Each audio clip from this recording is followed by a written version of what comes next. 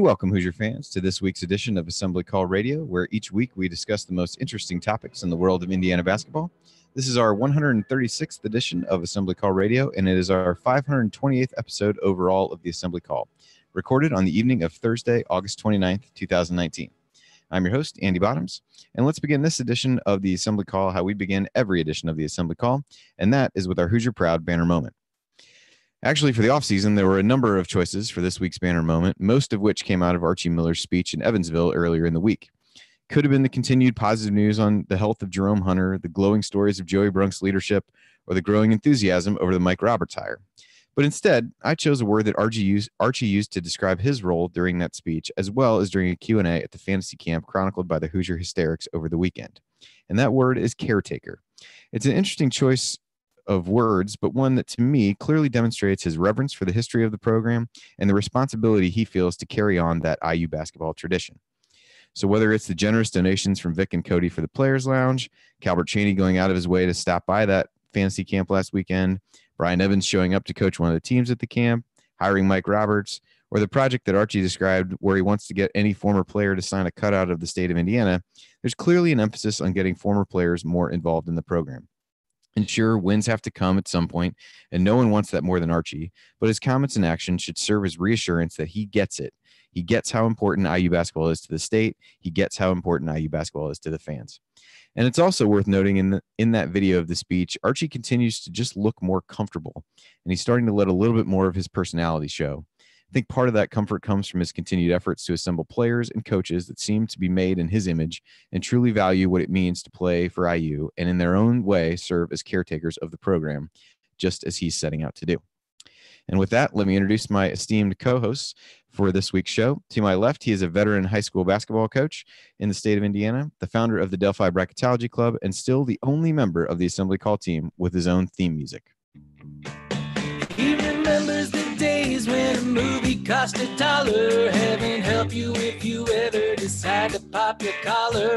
Play hard, but remember, fake hustle is a crime. He's the coach and it's on Sony time. Coach, what's on your mind this week? You know, since Sunday when Jared shared all that, I've now been playing that when I enter the room where Mrs. Coach is, and she doesn't find that quite that funny. But so I had to come down here in the man cave and talk to you guys. This week in Indiana basketball, there were several things. I thought the fantasy camp thing really was a lot better than a lot of people thought, and we got updates from the inside, and you saw the coaching staff intermingle. And I think, you know, your banner moment speaks volumes that I do think the program is in an attempt to unite, and it's been separate and divided for a while. So that was good. Also, the schedule is always interesting when you could look and see actual dates and where the team is playing. I think we'll talk about that a little bit later, but there's some interesting flow to the schedule, both month by month and week by week. There's some interesting components to when the schedule, when the team is scheduled to play.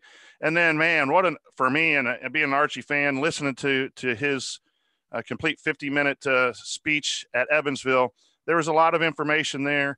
And I think, again, it gave fans a little bit of a inward look to the program and might be a little bit more positive than a lot of us might be thinking, given the loss of a couple outstanding players. So there were several things this week in Indiana basketball that are interesting to talk about. Yeah, I talked to Coach a little bit last night, and I think he was still kind of recovering from watching that 50-minute video of Archie. So I think we got him a cold shower, and he's ready to go. Little flop sweat, just needed a break. Yeah, exactly. I'm ready. All right. And to my right, he's a senior writer at the Big Lead. He eats cereal for dinner, and he's baffled as to why the recent Indiana basketball fantasy camp didn't include the opportunity to be interrupted by him on a podcast. He is Ryan Phillips. Ryan, what is your rant this week? Jared wrote that, didn't he?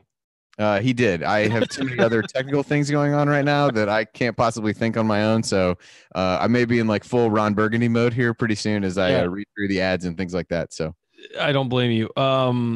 No, I think it was great seeing all of that fantasy camp stuff. I mean, Eric from Hoosiers Hysterics was showing a lot of it, and a lot of stuff popped up just from around the just from around the web. And it was really cool seeing all that, seeing everybody interact, also seeing Victor Oladipo looking really healthy in a couple of the videos we saw pulled out of him working out and things like that. So I think that was my favorite thing of the last week. I think, the Jerome Hunter news was certainly the biggest bombshell to come out, that he is now going to be able to work out with the team and practice and do all the things they're allowed to do right now. Has not been cleared to play yet, but this is a step in the right direction. And it's another one of those things that you have to sort of,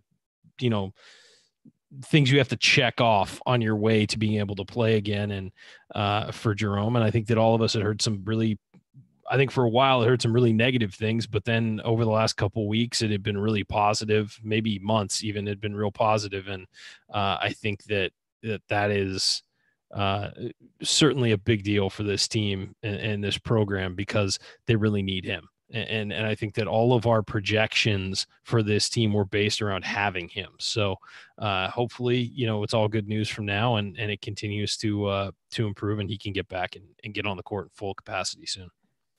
All right. Well, here's what we're going to talk about this week. I think we've alluded to really both of them. I mean, the bulk of the show we'll spend talking about the schedule, which was released last Friday, I believe. So the day after we recorded our last show.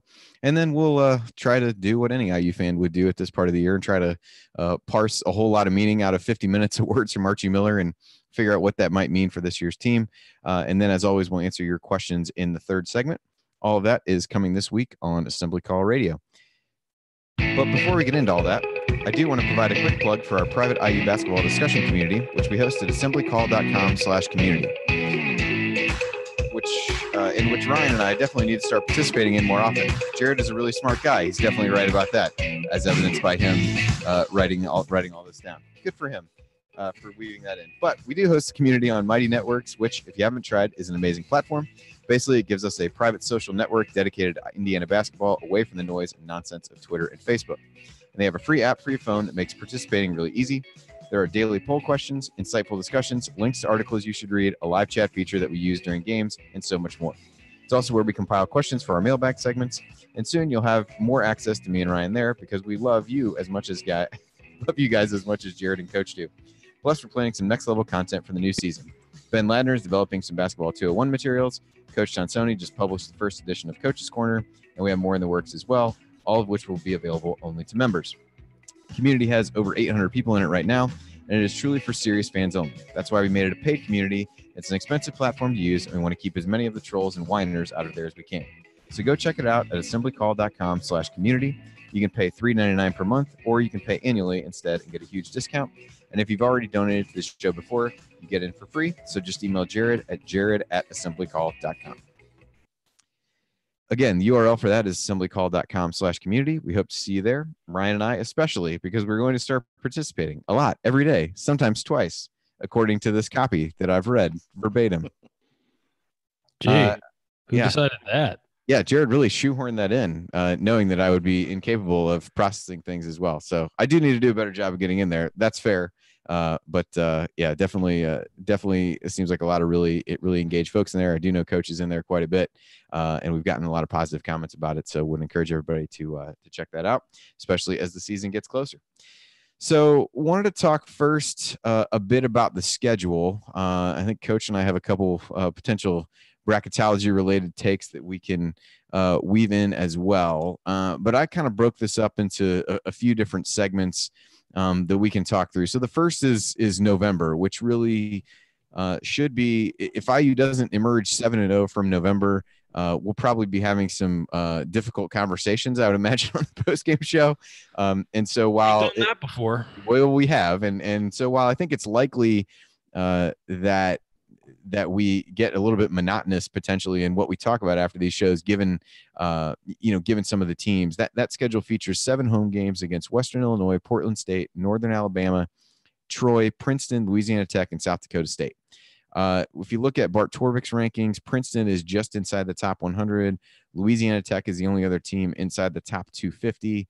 I think they're around 125 or so the last time I looked at it. So that feels to me like, yes, you've got to get some wins. It also feels to me like a situation where, potentially, the staff learned from what we saw in who made the tournament last year, that in some cases wins were just that much more important. And for a team that has a lot of things to probably sort out from a rotation standpoint and things like that, probably a good way to start. I think from a fans perspective, I would probably not be super excited to pay a bunch of money to go see some of these teams. So I do think there's some legitimate gripes to be had there. But, Ryan, any takeaways from, kind of that composition of the early schedule from your standpoint? Yeah, it's weak. I mean, it's weak, but at the same time, this team probably needs a weak start. I mean, last year the schedule was pretty brutal up front, and they didn't get into the tournament because of it. I mean, so it's hard to reason with, when you look at what the committee did last year, it's hard not to take the approach that, all right, we need to stack wins early in the season. Big Ten's going to be tough enough. We need to stack wins. Now, I'm not advocating having sub 300 teams on your schedule, but after last year where their resume, as far as who they beat and things like that, and where they were in the Big Ten and all that, it stacked up to the point where, you know what, they took a chance, had a really tough schedule early on. It came back to bite them and they didn't play well, but you know what? They were, given their wins, they probably, all other things considered, should have been in the tournament, but they didn't have enough overall wins. You got to stack wins now. That's what the committee wants. Now, in 2 years, it may be completely different. And it may be, look, you can go a game over 500, but if you play tough teams, we'll let you in. But right now, that's not what the committee's doing. And so you have to judge your, schedule and everything else based on what's going to get you into the NCAA tournament. Right now, starting November like this is going to get you into the NCAA tournament unless your season falls apart. Also worth noting that Princeton will have a freshman from my alma mater, La Jolla Country Day, right down the street. So it's nice that I'll actually have a chance to watch him play on television. They just won a state title last year. So I'll be excited to watch Ryan Langborg play. So, but other than that, November is it looks like it's going to be what we expected, which is not a lot of good teams, and Indiana really easing into the season. Yeah, so the rest of the non-conference schedule, even though they're the Big Ten games woven in here, we'll just go through the rest of the non-conference first. So you got Florida State at home on December 3rd, UConn at Madison Square Garden on December 10th, Notre Dame in the Crossroads Classic on the 21st, and then Arkansas in Bloomington on the 29th. So of those, Notre Dame is ranked the best on Torvik's site at 22nd. I haven't really seen them in any other early top 25 type things, but I do think they'll be improved over what they were last year. So I think this feels like 4 chances for good, but not necessarily great wins, a couple of neutral court opportunities.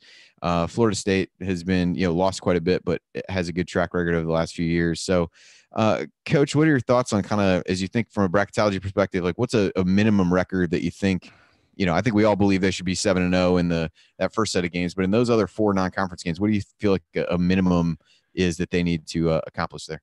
I think, to be honest, 3-1, because, they're not the really strong teams. Like last year, Marquette and Louisville were 2 wins that really kept Indiana, despite this 13-game, 12 losses out of 13, kept them in discussion. And then you added, the Wisconsin, Michigan State wins, and you had 6 top wins that kept Indiana in the discussion.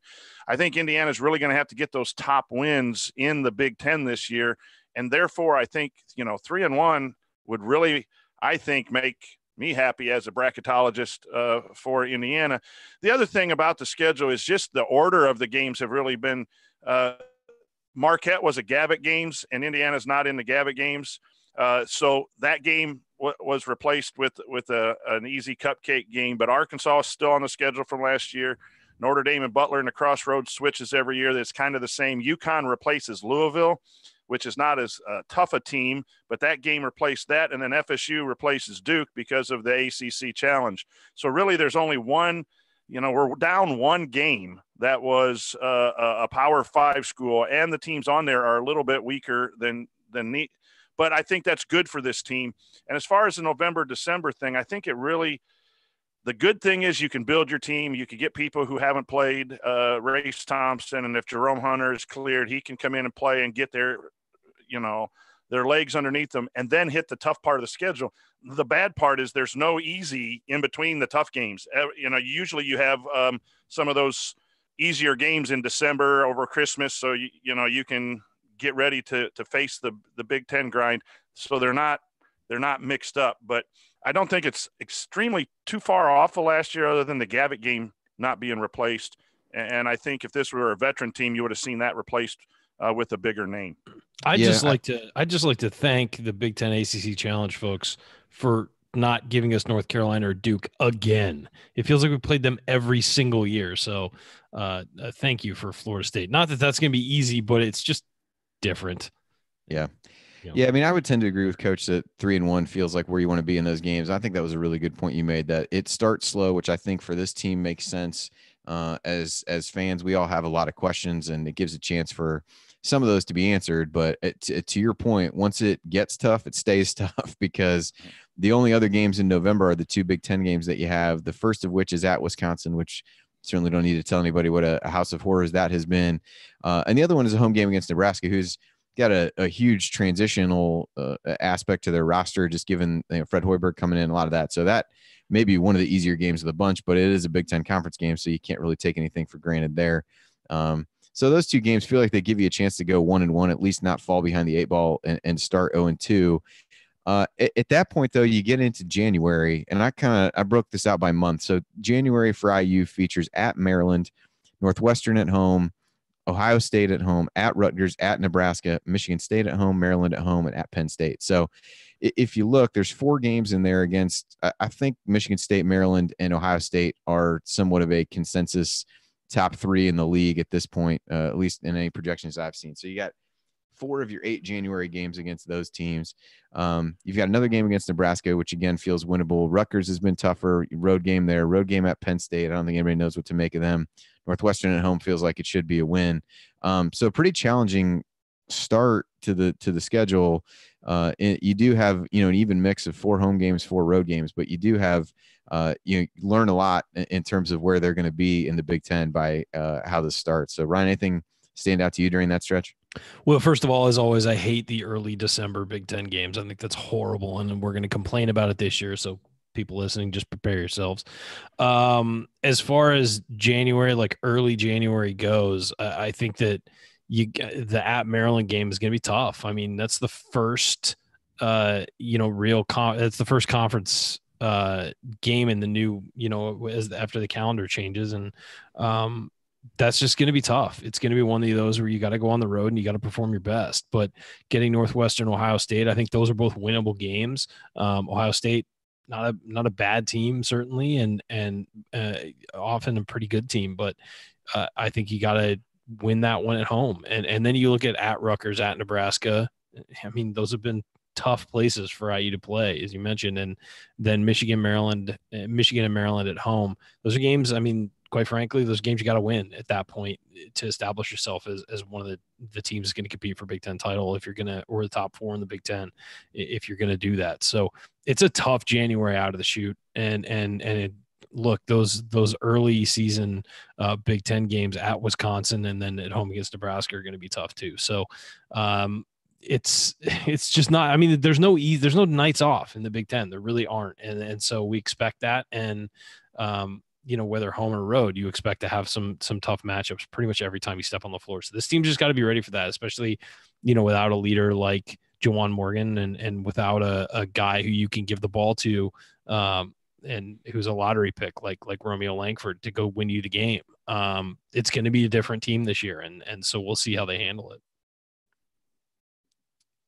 Yeah. Coach, any thoughts of you January? Or do we move to February? Well, January, when you look at the home games, you have 3 of the top teams at home. So January is going to be very important.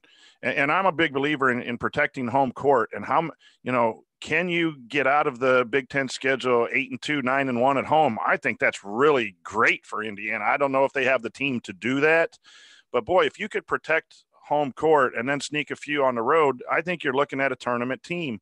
And I think that has to be the goal for Indiana. But you have Northwestern at home, Ohio State, Michigan State, and Maryland at home. That's a time to do some damage if you can, if the team's up to it. And what's nice is you've had that December to get ready for it, and then you hit January, and you have some road games that are winnable in there too.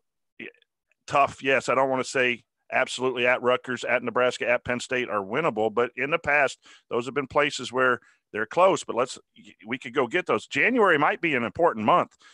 So you're not chasing a record and not chasing to get into the tournament, take a little pressure off coming into 5 road games in February. All right, we're going to take a quick break here. We'll come back and hit the February part of the schedule, and then we'll dig a little bit more into some of Archie's comments in Evansville earlier this week. That's next here on the Assembly Call. Stick with us.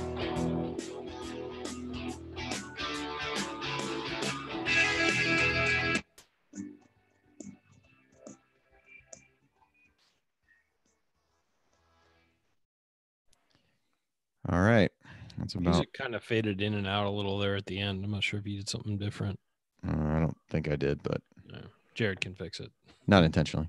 Yeah. Anyway, all right. Well, welcome everybody on YouTube. We're doing trying to do this more in the way that Jared would. So if there are any technological hiccups, I guess that would make it my fault. But blame Jared. He's the one. We're doing our best to muddle our way through. But thanks for joining us. As college football opens up tonight, I guess minus the couple games that were last weekend. Coco Gauff is in the 3rd set right now. 15-year-old at the U.S. Open. Gotta like that. So Coach will be at the football game on Saturday, the IU game. Yep. Handing out apparently assembly call related business cards. I'm told. Yeah. To random passersby. So. We're gonna promote the show a little bit, and Nice. We're in the Hearst Bean Lot south of Lucas Oil. I'm gonna get there about 6 or 6:30 in the morning. And what time's kickoff? Is it noon? It's noon. There, yeah.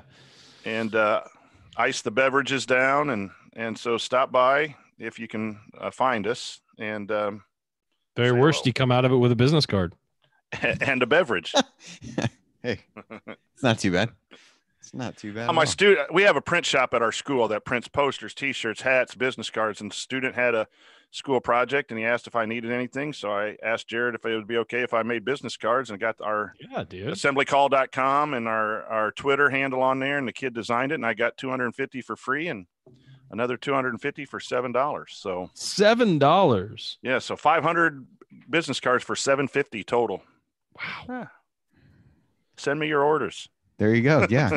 fire up the Delphi print shop and really turn this into a money-making venture. I like it. I have It's like a prison. It sounds like a prison. Those are prison prices. Well, hey, don't get me started on educational philosophy, because I believe it is a prison, and I teach there. Nice. All right. Well, I'll let you guys go ahead. They make a big 4x4 NCAA banner for me at this print shop where you can really write the teams and have it really big down here in the man cave. It's one of the better things at our school. The kids get creative and can actually do some work. Yeah, that's awesome. Cool. Well, I'm going to let you guys let me know if there's anything that comes up in the chat to hit, because I fear that if I open one more window on this computer, that it's going to blow up. The whole thing's just going to go right to hell. So we've got that going for us. All right. So we'll kind of pick up the schedule stuff. We'll hit February, March. We can do that one listener question, and then we can jump into the Archie comments. I just kind of bulleted out some stuff, but Coach, I might just throw it to you first and kind of ask for your big takeaways, and then Ryan, you can hop in and react to those. And I think I hit most of the stuff that we kind of batted around last night in here, so we don't have to hit all these bullets, but I just kind of, as stuff came to me, threw them in there, and we'll figure it that way. So that segment was around 20 minutes, which is fine, but we'll go from there. So we probably can do a good 15, 17 on this, and then we do have a decent number of questions, so I think we can hit as many or as few of those as we need to. So you guys saving up for the fantasy camp for next year? It did sound like a pretty awesome experience, like listening through and watching all those videos and stuff, but some would call me cheap, but I feel like I would go through like it was $4,000. I think it was closer to 4. So yikes. I would struggle I would probably think about other things that I could do with that money for like my kids that would probably be potentially more worthwhile and talk myself out of it. But I'd pay the $4,000 and then have to hit my insurance deductible. So it'd be more like a $10,000 trip to play. I'd rather just spend $10,000 on the chat mob. If I had it. Think of all the business cards you get for $10,000. I mean, really, just do the math. That's incredible. New roof and a wedding this spring. I don't have 10 cents. Yeah, we just did the new roof thing as well, so that probably precludes me from attending anytime soon. Oh well. All right. Well, I'm going to start up here in a minute, and then we'll dive back in, hit the February part, and March pretty quick. Hit that question, and then we'll get to the Archie stuff. Now, I've done a good job of hitting start at the right times of this, but we may get to a new challenge here. So bear with me. Oh, what the hell is that? All right. I'm going to start us back up here.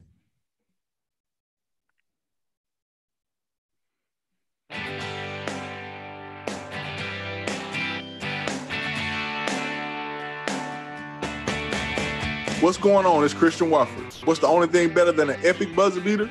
Celebrating it with friends afterwards. Join my guys, Jared, Andy, Ryan, and Coach on the assembly call after every IU game. Go Hoosiers. All right. Thank you, Christian, and welcome back to the Assembly Call. You can find all of our content at our website, assemblycall.com. And if you ever want to join the chat mob during our unedited live broadcast or watch those replays and see all the between segment banter, then check out our YouTube channel at youtube.com/assemblycall. I'm Andy Bottoms here with Ryan Phillips and the coach, Brian Tonsoni, and we're finishing up some discussion about IU's schedule that got released last week. And so we left off at February. So February has 7 games, 4 of which are on the road. It goes at Ohio State, Purdue, Iowa, at Michigan, at Minnesota, Penn State, and then finishing up with a road trip to Purdue. So they get Purdue twice in that segment. They go to Ohio State. They go to Michigan, who I don't think anybody knows really what to expect. They go on the road to Minnesota, which is seems like the most winnable of those road games, given some of the players they lost. And then you got home games against Purdue, which will certainly be tough. Iowa, which is a bit up in the air, depending upon Bohannon's status, and then Penn State at home. So, I don't think there's going to be a whole lot of nights off in the Big Ten as usual. I think even the bottom of the league, save for a couple teams, is going to be pretty tough. So to sit back in any month and say, hey, this looks easy, is probably not something that we're going to do. But Coach, anything stand out to you about the slate in February? Yeah, I think I was seeing the first game in March when I said earlier 5 games in February, but it is 3 home games out of 5 starting in February with the first game in March. And that's going to be a real tough stretch for the Hoosiers. And again, why I think January is important to build up some equity there. The one thing about the schedule that I was intrigued about is that there's time for practice in between. 2 years ago when the conference tournament was early, everything was so jam-packed and it was game after game and you had travel days in between. But this is Wednesday, Sunday, Thursday, Thursday, Sunday, Wednesday, Saturday. And I think that's an interesting thing as we start season previews that we can look at to see if that's going to have any impact too. There's no disadvantage, I think, in that date, that kind of schedule. But at Ohio State, at Michigan, those are a couple games in February that aren't going to be exactly easy, although I don't think Michigan is going to be as good as they have been in the past. And again, find some ways to sneak some wins on the road and protect home court. And I think that Indiana fans will be happy. Yeah, I think I believe, if I'm remembering this correctly, there's a week off between that road game at Ohio State and the home game against Purdue. I might be wrong about that, but that speaks to your point of it doesn't feel like, I think the Big Ten's done a little bit better job. I think the first year when they rolled out some of these early conference games and they did more of the playing games on every day of the week, it felt like that year there was a lot of blowback for the quick turnarounds. I think part of that was due to that was also the year the Big Ten tournament was at Madison Square Garden, so that didn't help either. Ugh. But I do think they've gotten a little bit more on a regular cadence there, and nothing to confirm yet at this point, but potential. We're angling for the meetup, the annual meetup, to be on the Purdue game in early February. So we'll let everyone know when that has been confirmed for certain. But that is just to throw that out there. But Ryan, anything? I'm a big, February? By the way, in case people wonder, I'm a big time proponent of doing it for the Purdue game on that day. So if it doesn't happen, don't blame me. Blame one of these other guys. It's not either. I'm free. It's not either of these two either. It's there's a certain guy who is making it difficult. Wow. We won't name him, but he's not on this panel, I don't think. So, nope, checked again. He's not on this panel. But we would love to do. I think that'd be great to be there for the Purdue game. As for the rest of the schedule, I mean, it's, I'm just looking at it and it's the Big Ten. It is absolutely just the Big Ten. You're looking like, okay, there's a break right there. Maybe we'll get like 3 games in a row where we can just run the table, chill, get some guys some reps. Like that doesn't exist in the Big Ten, and it hasn't for years. I mean, this conference is so deep with coaches, with good players, with good fan environments, with tough places to play, all of that you don't get any breaks. And looking for a break is just, it's silly at this point. It's a tough schedule, and it was a tough schedule. It seems like we say that every year that, wow, this is going to be a real tough schedule. And the other thing is that teams want to say they beat Indiana. I mean, they want to say they beat Michigan State. They want to say they beat, whoever else, but they definitely want to be able to say that they beat Indiana. So you're going to get everybody's, tough shot. No one's going to get the toughest shot. They're not going to overlook Indiana. And so, I just feel like, I'm looking at the schedule. I'm trying to think to compare it to last year, compare it to the year before. I mean, it's real tough. You're playing essentially the same grouping of teams in different order. And, you might get a single play against one team you wanted, but then you're playing twice against a team that you don't want to play twice against. It's just, I just don't know if there's anywhere to find a gap in here where you feel good about that stretch of games. They're all going to be tough, and it's a grind, man. It really is, and it beats teams up. Yeah. So the March schedule finishes at Illinois and then 2 home games to close it out, Minnesota and Wisconsin. I think good to potentially have a couple home games. I think if this team is going to make the tournament, I doubt they'll be comfortably in at that point. So maybe ending with a couple home games is a good thing. Just to go back to Ryan's point. So the single plays for IU this year, teams only play once. Northwestern, who they get at home, which projects to be the worst, one of the worst, if not the worst team in the league. At Rutgers, again, they're improving. Not necessarily a place IU has played particularly well. Michigan State at home, so you only get them once. At least you don't have to go to the Breslin Center. Iowa at home. Again, the jury's still out on what they might look like. Michigan on the road. Not sure what they're going to look like. And then at Illinois, who a lot of people are high on, but a little bit hard for me to totally know what to expect from them. Yeah. So we did have one schedule-related question, so I figured we'd kind of throw it in here, and then we'll transition to Archie's comments. So Brandon asked, why does it seem like we've been skipping out on non-conference tournaments the last few years, knowing we're going back to Maui next year? I feel like we should be doing these tourneys every year. I don't know if either of you guys knows the exact rules about this, but I know that there's some restriction on not being able to do I think they classify them as like a restricted event or something like that, where you can't do one every year. I don't know what the cadence is that you can do, but I don't believe you can be in those every year.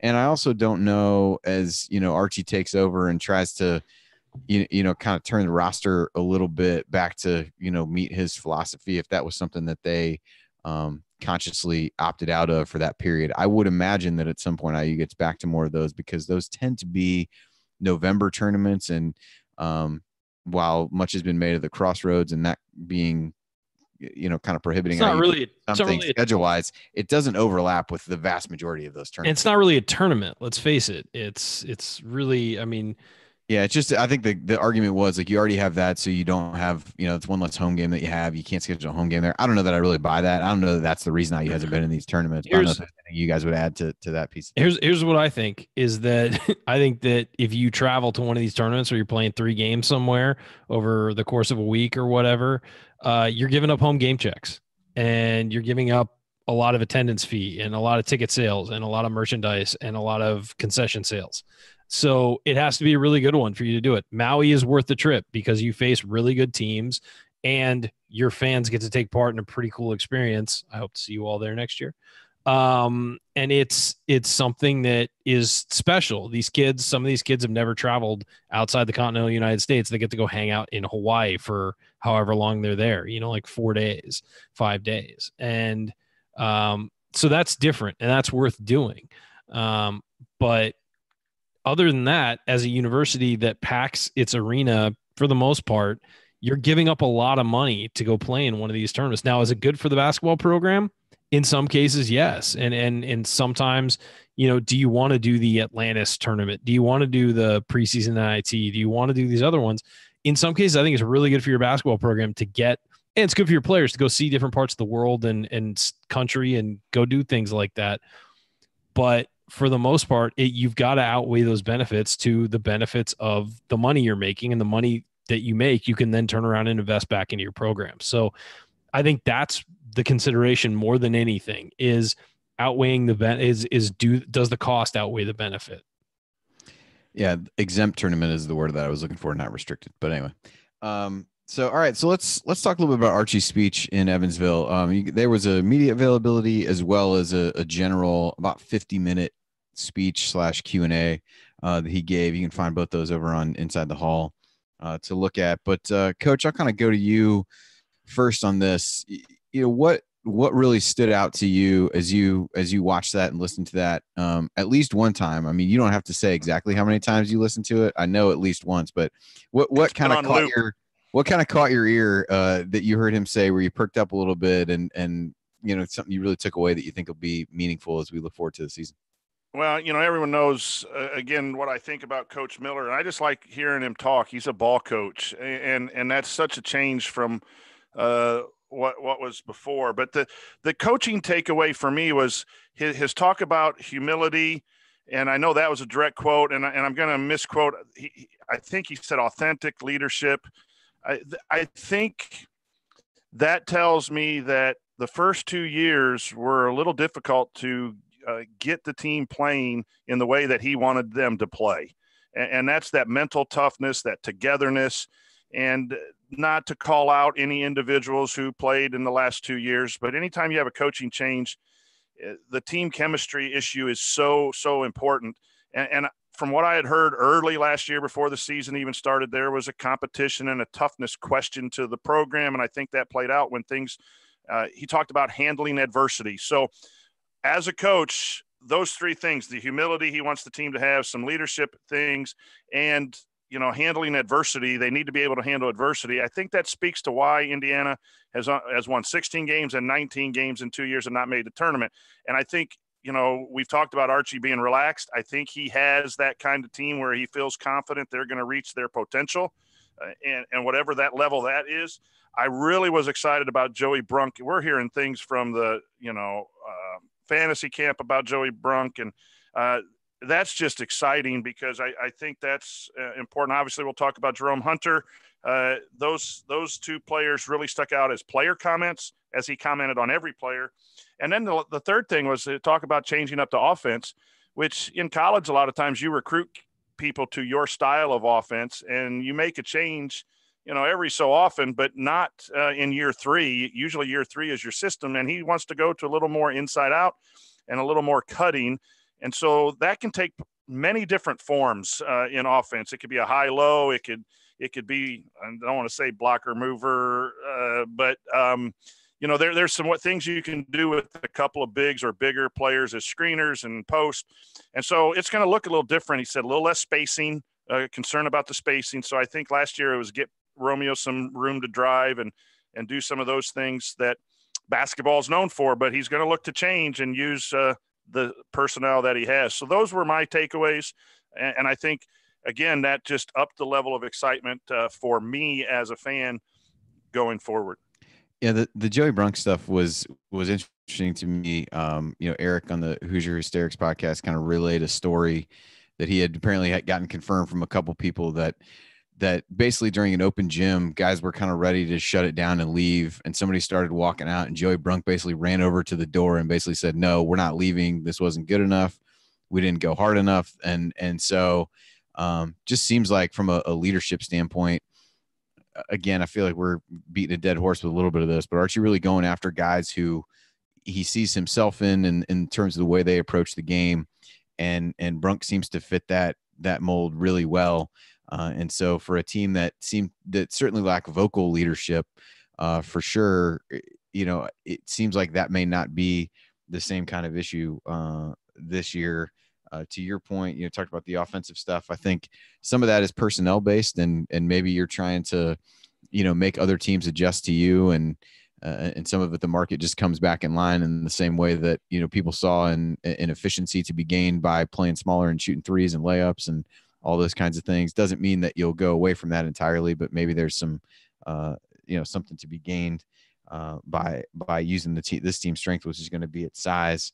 I thought a couple of things that stood out to me. One was talked about Al playing a little bit of point guard. We've all kind of wondered who the backup for Rob is at the point, whether that would be a spot Devontae might, slide back into if need be, if Rob was out. He seemed to suggest that Al would be the guy to do that. And then the other thing he talked about was, and some of this is, they've got the open scholarships and that kind of thing, but he basically said there really wasn't anybody that you could look at and say you couldn't see an avenue to them earning playing time, which he kind of joked about. Sometimes you say that, but then you look at a guy and you're like, yeah, this guy's not, he's not going to be ready, not going to be able to play, this year. I thought that was interesting. I think while there's not a full complement of scholarship players, I do think there's some depth on this team. You can argue the, kind of top end talent of that, but I do think from a depth perspective, I think he likes what this team has. Ryan, anything that either we hit on or that you kind of heard or read about that stood out to you? Well, I think as we mentioned, the Hunter comments were huge for this team because they didn't really have a guy who fits what he does. Being kind of a wing guy who can score, drive, do everything, even, shoot it with confidence. And obviously you're hoping that coming back for a year after an injury and not playing games, that if he does come, let's just assume he's healthy and plays, that he doesn't have to take too long to get adjusted. Like we saw with a guy like Race Thompson finally getting in, he sat out for a year and then had a concussion. And then it was just, a long time of him sort of getting used to playing again. I think the Al Durham playing point guard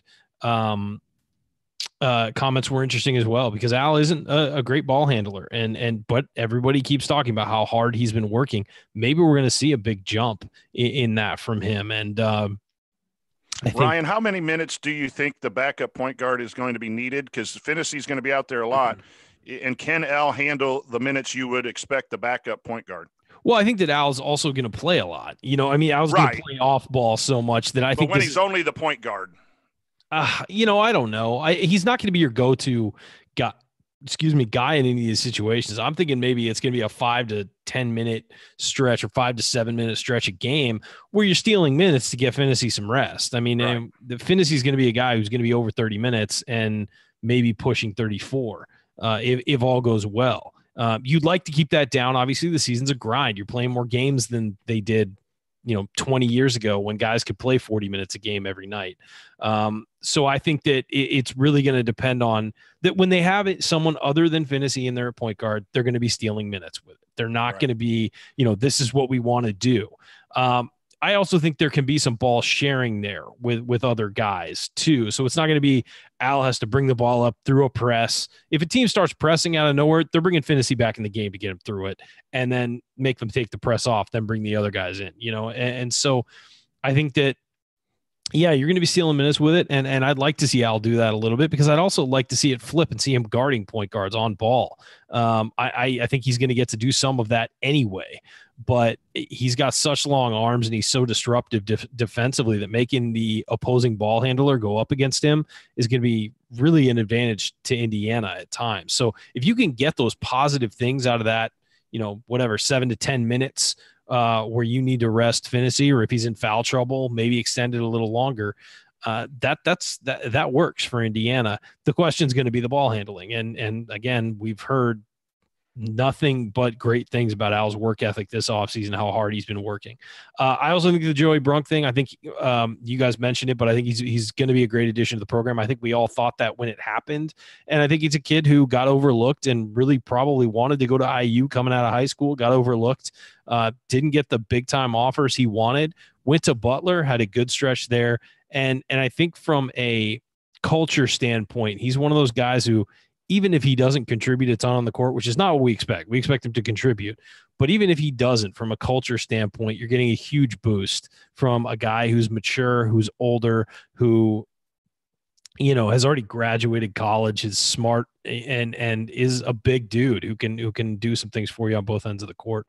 But I just feel like everything we've heard about him has been glowing too. And sometimes you hear that, you constantly hear good things, and you're kind of just like, all right, well, I'll accept it, but I'm not sure how convinced I am. Everything I've heard from Joey Brunk, I'm convinced on. So there are other guys who you hear getting beefed up, and it might be for their confidence, so they hear it too. But I don't feel that that's the issue with Joey Brunk. I think he's going to be a great addition to the program.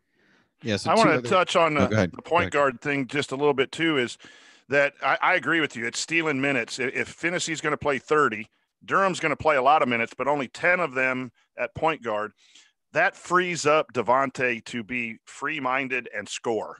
I think sometimes as coaches, you got to put people in position to succeed.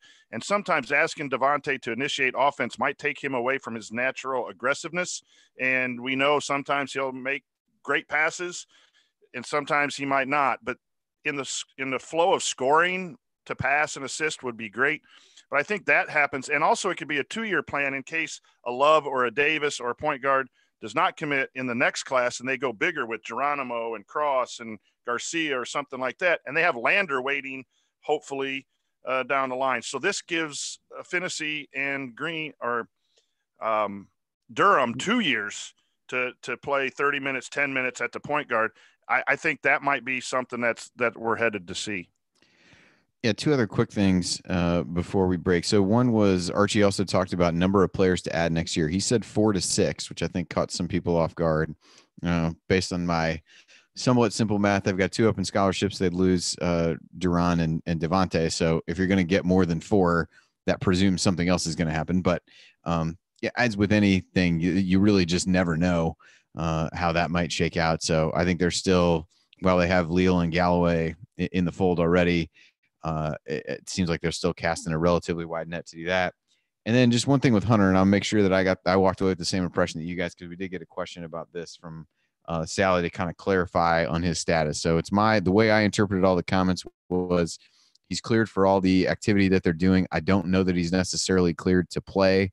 It seemed like whether full contact practice and things. Yeah, it was hard to tell whether he was like truly cleared for contact. I know Archie said he went through all the stuff they had done with kind of their first teamwork today, but you don't really know whether that involved contact or not. So it seems like the contact piece is still a little bit of a gray area.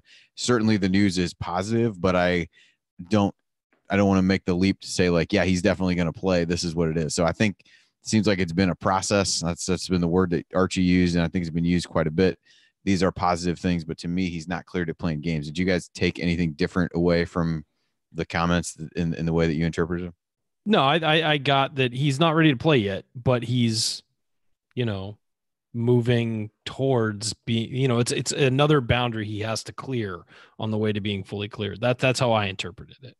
All right, good deal. Glad we could clarify that. At least hopefully we could.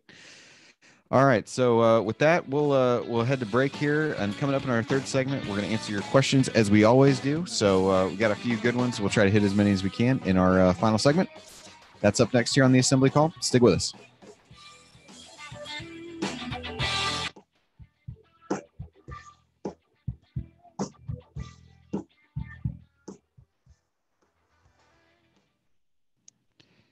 All right, that's it for that one. So we got about 6 minutes and 52 seconds left, and I think I need 35. So we got about 6:17 left for this. But I think a lot of these questions feel like largely quick hitters, so I think we can plow through a bunch of them.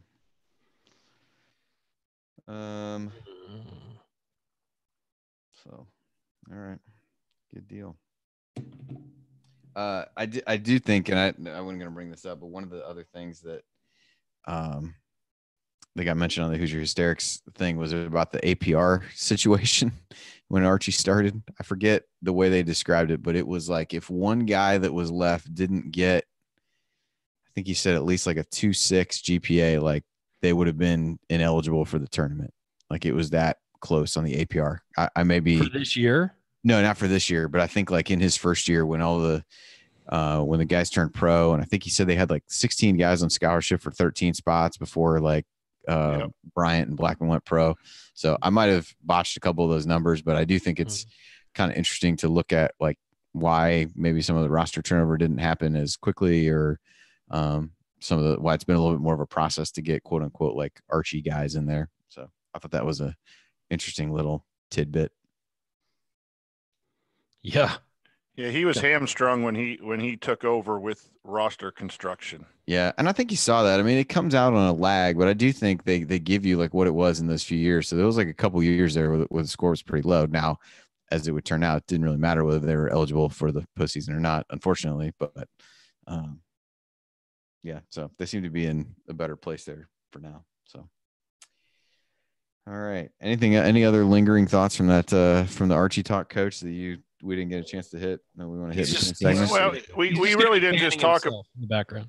Yeah, we really didn't talk. I mean, he just seemed relaxed, and I saw the clips from him at the fantasy camp from Hoosier Hysterics were awesome. And you see a side of him. He was having fun. Yeah. Yeah, and I'm sure he has had fun in the first 2 years, but there's a lot of pressure when you take over Indiana, and then you don't make the tournament, and then you have all the injuries and that. And as a coach, I mean, you've got to. I don't know if I like this word, but you got to take care of yourself. You got to take care of yourself physically. You got to take care of yourself mentally. And that's usually the last thing you're thinking about, because you're thinking about the next game, the next film, and all of that. And then if you're a competitor and you hate losing, I mean, those losses, they just take years and days off your life. He's happy, which again gives me some excitement about, at least these are his guys. And I always use this saying in coaching: you want to have a team that you're comfortable losing with. And that means you enjoy being around. They work hard. They do that if you happen to lose, it's not awful. If you have guys you can't stand and they're not your guys and they don't hustle and you're losing, then that's just like double torture. So maybe, or it's fake hustle, right, Coach? Or it's fake hustle. Yeah, exactly. Someone asked me to do a video on all the fake hustle on that. I might have to go back and do that. But yeah, I think he's in a good place, it seems like. But yeah, I mean, he looked like he was having a lot of fun at the fantasy camp, frankly. Just messing around and having a good time and relaxed, as you said. Yeah. All right, cool. Well, we can jump into the questions. I might hit the couple. They're listed here as the last couple, but I might hit those lineup questions first, because I think I don't know that we got time for the night one, and then we'll hit Waltz for sure at the end. We can kind of jam that one in. So cool. I'll take a look at them. Hold on. Okay. Just looking. Yeah, they're basically like what we think the starting lineup looks like to be in the year, and one's about a surprise starter. So I'll kind of do the last one first and then work our way up. All right, we will start here in a second. Got it. And then I'll try to I think I got the thing that we need to play when we're running out of time. So I just need to make sure I'm watching this. All right, and here we go.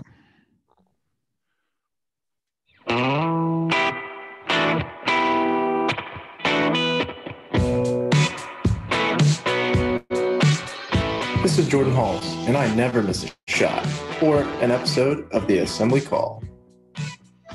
Thanks, Jordan, and welcome back to the Assembly Call. I'm Andy Bottoms here with Ryan Phillips and the coach Brian Tonsoni.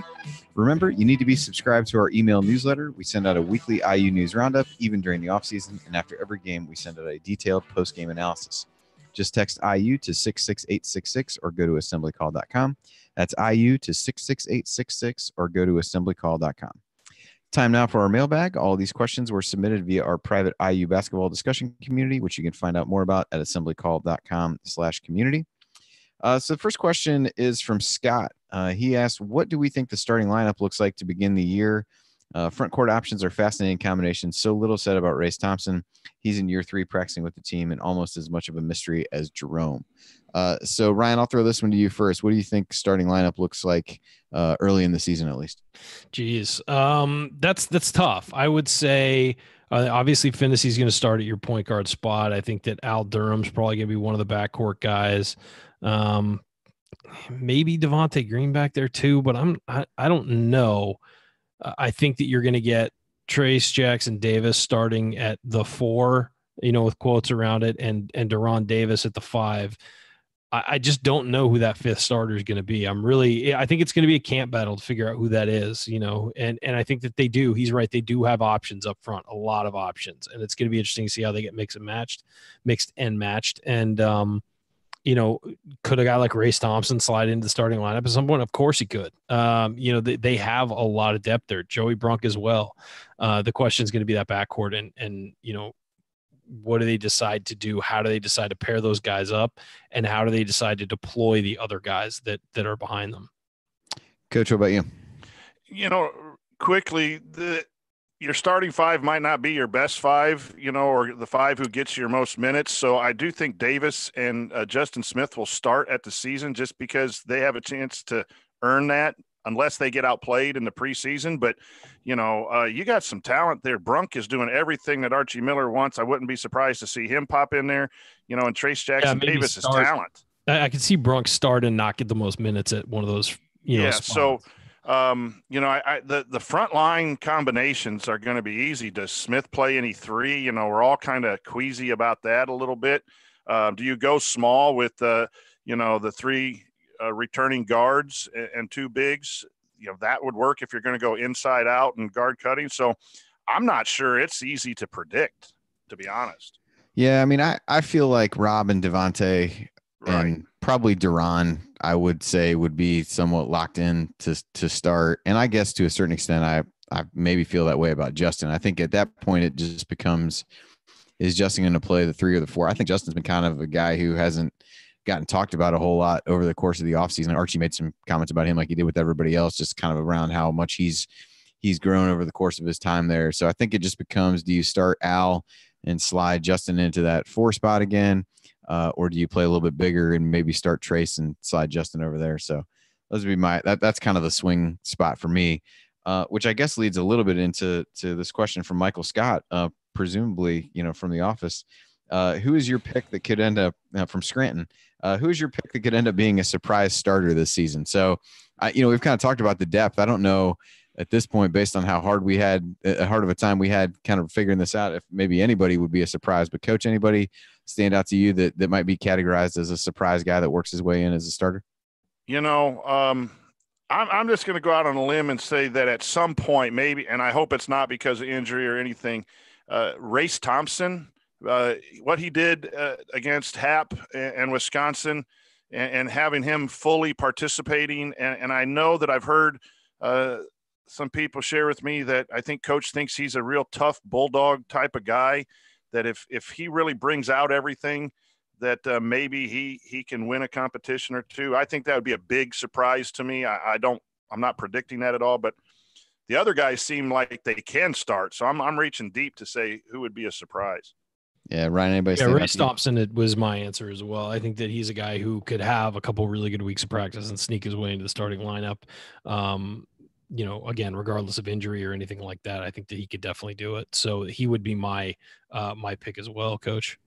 Yeah, I think for all the maybe a couple weeks ago, before all the positive stuff about Joey Brunk came out, he would have been an answer. But now I'm not sure that anybody would be surprised by that. So I'll not throw that out. We'll finish up with this one from Walt. How jealous are you that you didn't attend the Victor Oladipo IU fantasy camp? His bigger question was, if you did attend, what is a skill that would be your calling card? So Eric from Hoosier Hysterics, his calling card was he really wanted to take charges. So Ryan, I'll go to you first. What would be your calling card? Interrupting, criticizing others? I was gonna say interrupting or correcting other people would probably be my calling card. But yeah, extremely jealous. It looked like a lot of fun. I'm sure you guys have the same answer. Yeah, Coach, what would be your calling card?